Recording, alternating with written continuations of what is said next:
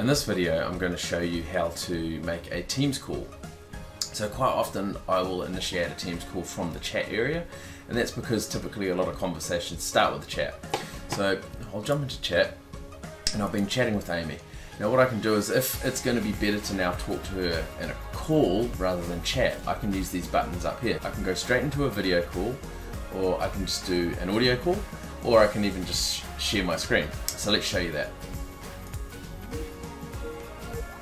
Okay, and there you go, Amy's answered that call. Other ways you can start a call with Amy from the command bar at the top here.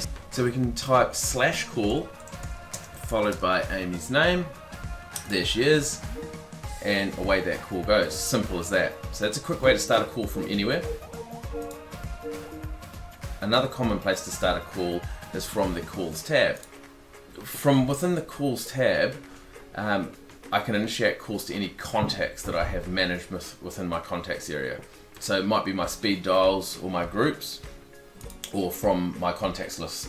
So if I was to do this from my contacts list, I can start a video call and an audio call directly, or from speed dial I can pretty much do the same thing. I can start a video call and an audio call from there. Another less obvious place that you can start a call from is from the contact card. So to give you an example, anytime you see a contact, you can hover over and get some information about that contact.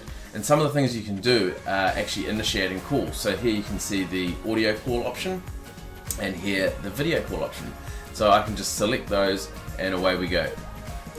So those are some ways you can start calls. Hopefully that was helpful.